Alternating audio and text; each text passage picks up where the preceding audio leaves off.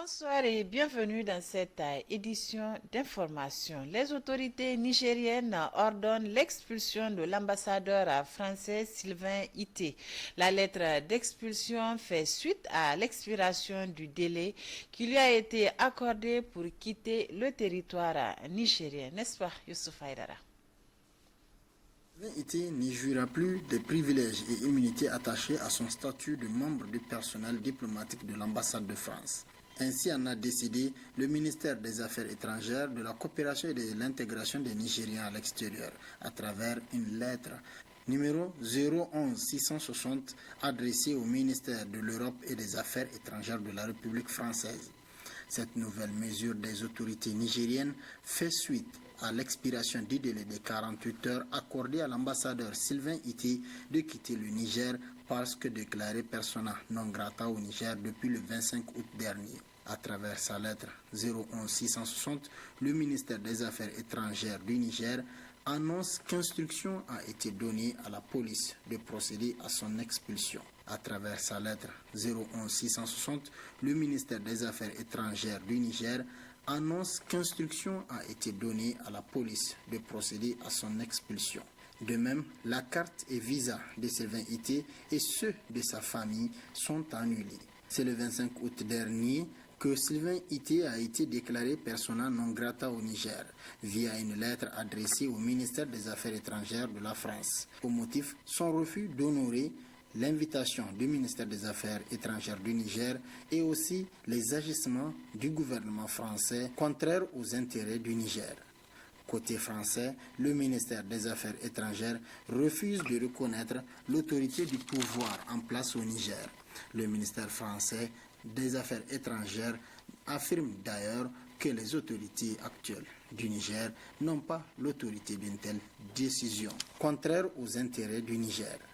Côté français, le ministère des Affaires étrangères refuse de reconnaître l'autorité du pouvoir en place au Niger. Le ministère français des Affaires étrangères affirme d'ailleurs que les autorités actuelles du Niger n'ont pas l'autorité d'une telle décision.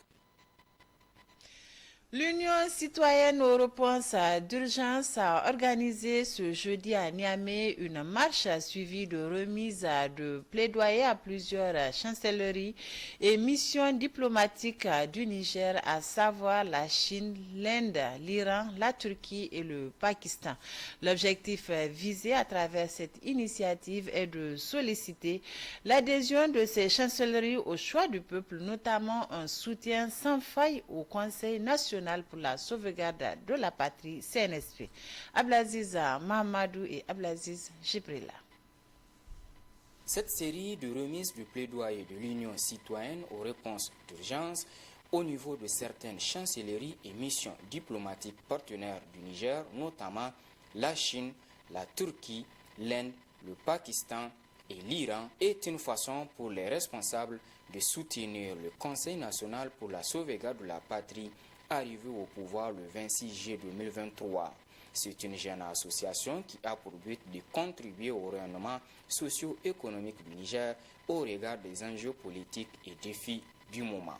On montre que le Niger est au rouge, on montre que les gens de Niamey sont en train de quitter Niamey, alors que tout ça c'est faux, ce n'est qu'une désinformation. Alors, pour déjouer cette désinformation, l'objectif est de venir vers les autorités, les grandes chancelleries, afin qu'ils remontent la vraie information de ce qui se passe au Niger, au niveau de leurs gouvernements respectifs et au niveau de leur peuple à travers leurs différents médias. Le deuxième objectif, c'est aujourd'hui amener ces grandes chancelleries à appuyer le peuple nigérien, afin que tout le monde sache, parce qu'en temps de guerre, il n'y a que deux adversaires. Vous êtes avec moi ou vous n'êtes pas avec moi. Et nous demandons leur soutien pour qu'ils soient avec nous et que leur soutien soit connu partout ailleurs dans le monde. Nous n'allons pas nous arrêter à ces chancelleries, nous allons continuer. Et la phase 3 de nos actions, vous allez découvrir ça avec nous dans les jours à venir, parce qu'aujourd'hui, c'est une réflexion pour qu'on puisse donner plus de crédibilité à nos autorités. Cette démarche, selon l'UCRU, a pour mission la sensibilisation politique, la résilience nationale, l'éveil de conscience citoyen, les conseils stratégiques, la communication et la transparence dans les actes. Le message est clair, dira Mohamed Al-Fazaz. Votre représentation a sans doute durant des années été témoin de ce qui a été le ras-le-bol du citoyen nigérien. Interdiction de manifestation, emprisonnement illégaux, corruption, exclusion, et qui l'a conduit à s'accrocher à son sauveur, le CNSP. De dire au niveau du Conseil de sécurité de l'ONU que c'est le pouvoir du peuple au Niger par rapport aux mauvaises informations de l'impérialiste que vous connaissez, que nous connaissons, qui nous a pillés pendant 63 ans. Au Conseil national, au niveau de la sécurité, que tous les Nigériens vont mourir en cas d'agression de la France. Et nous vous demandons assistance. L'Union citoyenne aux réponses d'urgence à travers cette présente sortie attend de toutes les chancelleries une adhésion au choix du peuple et la fin de l'étranglement de la population nigérienne mise en œuvre de part et d'autre par les ennemis de la nation. Les ministres des Affaires étrangères de l'Union européenne ont tenu ce jour une réunion sur la situation au Niger et en Ukraine. La réunion qui se tient en Espagne se soldera par des décisions. Balima Bourema pour d'autres explications. Les ministres des Affaires étrangères de l'Union européenne se sont donné rendez-vous ce jeudi 31 août 2023 à Toledo, en Espagne, pour discuter sur la suite à donner au coup de temps intervenu au Niger le 26 juillet dernier. Selon plusieurs médias, le ministre nigérien des Affaires étrangères du gouvernement déchu, Hassou Massoudou, et le président de la commission de la CEDEAO, Omar Touré, assisteront également aux discussions. Selon le porte-parole de la diplomatie européenne, Josep Borrell, le coup d'État intervenu au Niger compromet la stabilité dans la sous-région. Il est évident que le coup d'État au Niger ouvre une nouvelle ère d'instabilité dans la région, qui est déjà très fragilisée, et cela compromettra la stabilité de la région. Dans ce sens, Josep Borrell a également déclaré hier que l'Union européenne progressait dans l'élaboration d'un cadre juridique entourant des sanctions contre les militaires ayant pris le pouvoir au Niger. La mise en place d'un cadre juridique permettrait à l'Union européenne de cibler des individus et des organisations. Outre la question du Niger, les chefs de la diplomatie des 27 discuteront également de la situation en Ukraine. Le Burkina Faso joint l'acte à la parole. Le pays d'Ibrahim Traoré va envoyer un contingent militaire pour défendre le Niger et son peuple face à la menace d'intervention de la CEDEAO. L'annonce a été faite en Conseil des ministres. D'autres précisions avec Sidikou Haruna. Que toute intervention militaire contre le Niger s'assimilerait à une déclaration de guerre contre le Burkina Faso et le Mali. C'est un engagement qui a été pris de longue date, précisément au lendemain du coup de force qui a eu raison de Mohamed Bazoum et de son gouvernement. La riposte du gouvernement burkinabé en cas d'attaque du Niger se concrétise.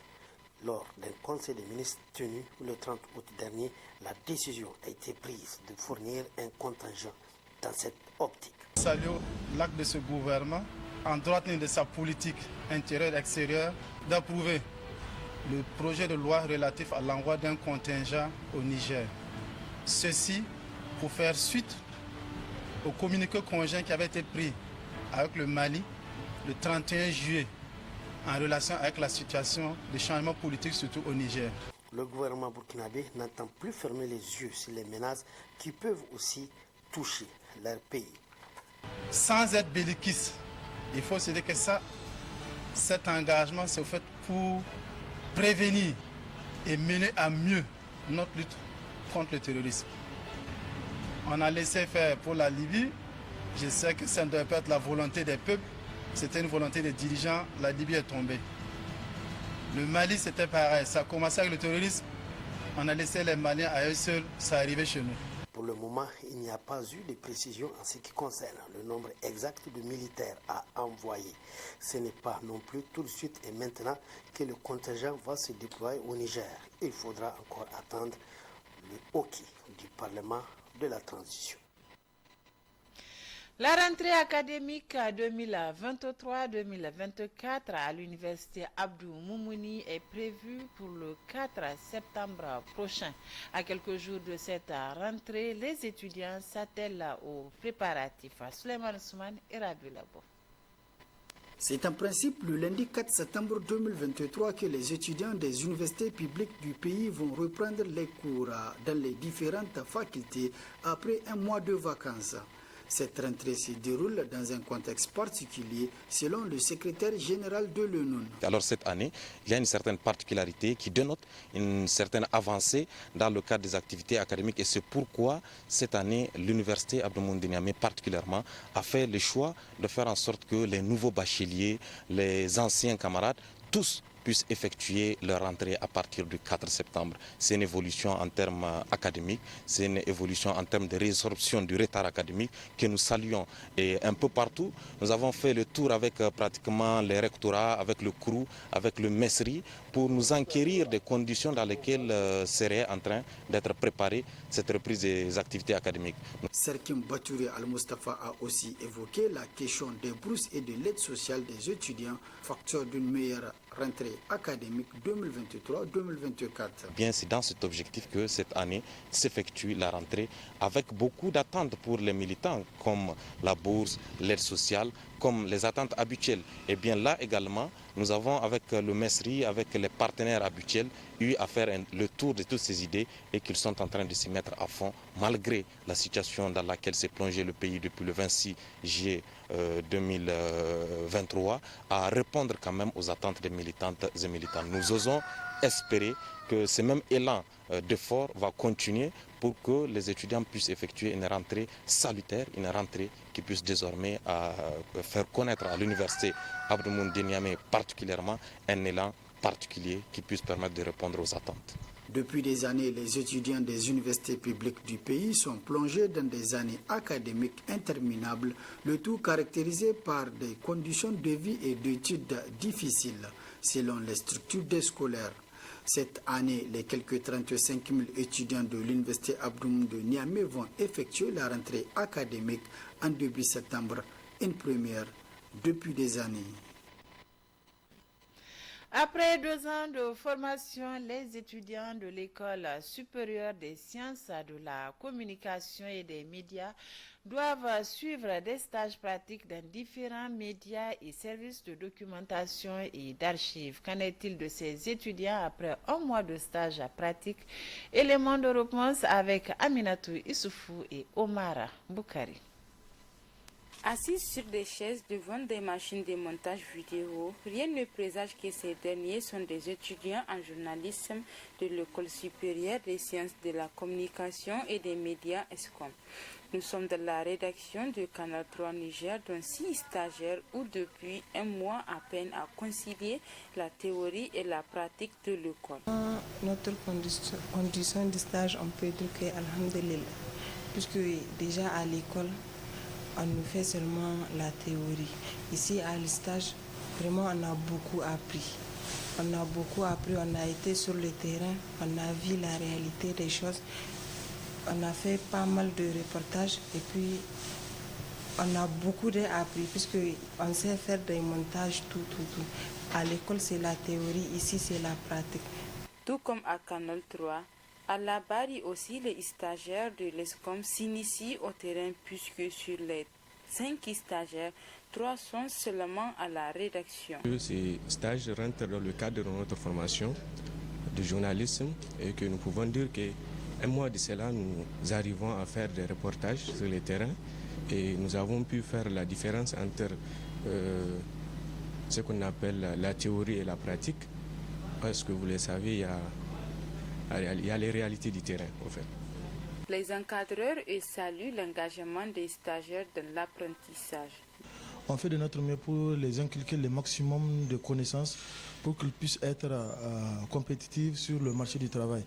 Et après un mois, on peut se dire, si vous suivez certainement la télévision ou bien vous écoutez la radio, vous entendrez chaque jour que c'est vraiment ces élèves et étudiants de l'ESCOM, on les met à profit, on les met en évidence et c'est pour cela à chaque fois, quand vous écoutez la télé, la radio, quand vous écoutez la radio et vous suivez la télé, vous voyez que chaque fois il y a des reportages de ces étudiants. À un mois de la fin de ces stages, ces étudiants rencontrés se disent satisfaits de l'encadrement qu'ils ont eu sur le terrain.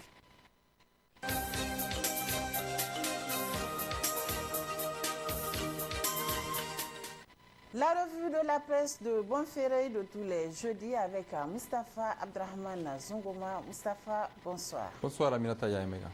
Cette semaine, c'est la bataille juridique engagée par le Niger contre les sanctions illégitimes, inhumaines et illégales de la CEDEAO et de l'UEMOA qui est à la une. Effectivement, Aminata, le quotidien privé L'Enquêteur d'hier mercredi à sa une a titré Sanctions de la CEDEAO et de l'UEMOA, l'État du Niger entame la bataille judiciaire. En réaction à la prise du pouvoir au Niger par le Conseil national pour la sauvegarde de la patrie, CNSP, le 26 juillet 2023, la CEDEAO a rapidement imposé des sanctions économiques, financières et commerciales lourdes contre notre pays, écrit le confrère. Forcer le retour à un ordre constitutionnel normal. Les sanctions imposées ont suscité de vives controverses au Niger. Le 3 août 2023, le barreau du Niger s'est élevé contre ces sanctions dans une déclaration publique. Il s'est inquiété de l'impact direct sur la population qui déjà endurait les conséquences du terrorisme et de l'insécurité. Selon lui, ces mesures punitives, loin d'atteindre leur cible, ne feraient qu'accroître la souffrance des citoyens. S'appuyant sur l'inefficacité notoire de telles sanctions, ailleurs, le barreau a alors envisagé des actions juridiques d'urgence contre ces décisions dans une démarche proactive pour contrecarrer sur le terrain légal ces sanctions. Le barreau du Niger a constitué un comité au sein du Conseil de l'ordre. Cette équipe spécialement dédiée a pour mission de concevoir les recours à formuler devant les juridictions internationales dans l'objectif de contester la légalité des sanctions imposées par la CEDEAO contre le Niger. À l'issue des délibérations, une requête a été formulée pour saisir la Cour de justice de l'UEMOA et celle de la CEDEAO pour obtenir une annulation pure et simple de ces sanctions. Le 28 août 2023, poursuit le confrère, l'action du barreau a pris un tournant concret. Le bâtonnier de l'Ordre des avocats du Niger, maître Oumarou Sanda Kadri, accompagné de plusieurs avocats, ont entrepris le voyage vers Ouagadougou et Abuja, siège des juridictions compétentes pour y déposer des requêtes. La démarche est d'autant plus louable que le barreau a choisi d'agir de manière altruiste, sans demander de compensation pour ses services dans un esprit de défense des intérêts nationaux. Souligne le journal L'Enquêteur. Il est désormais clair que le maintien ou la levée des sanctions contre le Niger se jouera aussi dans les plétoires. Le premier enjeu sera d'obtenir une suspension des sanctions pour alléger rapidement les souffrances des populations, mais la véritable victoire serait d'obtenir l'annulation définitive de ces sanctions. Mais la véritable victoire, selon le confrère, serait d'obtenir l'annulation définitive de toutes ces sanctions. Seul l'avenir déterminera si cette stratégie juridique portera ses fruits, mais une chose est certaine, le Niger ne s'est pas résigné à subir silencieusement. Le journal L'Actualité, lui, a titré sur la rencontre des ministres des Affaires étrangères du Burkina, Mali et Niger à Niamey, aux confrères d'annoncer que Assimi Goïta, Ibrahim Traoré, Abdrahman Tchani sont favorables pour une monnaie commune. On s'achemine indiscutablement vers la création d'une monnaie commune entre les trois pays frontaliers, le Mali, le Burkina Faso et le Niger, écrit le journal L'Actualité. Une bonne nouvelle qui fait suite, selon le confrère, à la rencontre des ministres des Affaires étrangères des trois pays tenue le jeudi 24 août 2023 au palais de la présidence de la République. La création de cette monnaie unique serait assortie de la création d'une banque centrale commune. Aucune date précise n'a pour le moment été données, selon le journal. Si cette initiative se matérialisait, elle permettra au Mali, au Burkina et au Niger de négocier librement des accords économiques favorables pour ces trois pays sur l'échiquier mondial. L'autre annonce issue de cette rencontre, c'est la signature de 2 ordonnances par le président de la République Abdourahmane Tchani, lesquelles ordonnances autorisent désormais les forces de défense et de sécurité FDS du Mali et du Burkina Faso d'intervenir au Niger en cas d'agression de la CEDEAO et de la France. Dans le cadre du renforcement des liens de coopération dans la lutte contre le terrorisme, il y a eu aussi l'annonce de la mise sur pied d'une commission tripartite dotée d'un secrétariat conjoint pour bouter hors des 3 frontières le terrorisme et le trafic de tout genre. Le journal Le Monde d'aujourd'hui estime que le PNDS Tareya tente à travers des manœuvres de faire douter Tchani pour démobiliser les Nigériens. Depuis un mois que l'ancien président de la République, Bazoum Mohamed, est dans les mains des militaires au pouvoir, le PNDS Tareya n'en demeure pas, allant de surenchère en surenchère avec la CEDEAO que la France instrumentalise, écrit le journal Le Monde d'aujourd'hui de cette semaine. Le Parti Rose tente de trouver les moyens d'intimider les militaires au pouvoir en jouant sur d'autres paliers pour diviser et créer les dissensions en son sein, la fragiliser et trouver ainsi la faille qui lui permet de parvenir à ses fins. Se servant de ces combines manipulatoires, la France et certains milieux du PNDS Tareya ont fait par exemple circuler sur les réseaux sociaux de fausses lettres demandant aux ambassadeurs nigérians et allemands de quitter le pays, alors que seul Sylvain Ité, ambassadeur de France au Niger, était sommé de quitter le pays sous 48 heures pour des raisons qui lui avaient été clairement notifiées. Quand les 2 lettres ont été déclarées fausses, les ingénieurs français du décryptage en ont trouvé le moyen d'expliquer l'existence de 2 ailes au sein du CNSP, l'une dure qui voudrait que les ambassadeurs s'en aillent, l'autre modérée qui n'en voudrait qu'à la France. L'autre stratégie consiste à distiller sur les réseaux sociaux des informations qui donnent à douter de la bonne foi du général Tchani dans son rôle à travers les événements en cours dans le pays. Pour ses proximités connues de tous avec Issoufou Mahamadou, cela s'évertue à faire croire que Tchani travaille pour aider Issoufou Mahamadou à favoriser l'arrivée de son fils à la tête du pays. Ils oublient, selon le confrère, que Tchani n'est pas le seul à prendre les engagements pour le Niger dans cette action et surtout qu'il reste, quoi que diront les détracteurs, un soldat au service du Niger sous le drapeau duquel il se mettait depuis des années.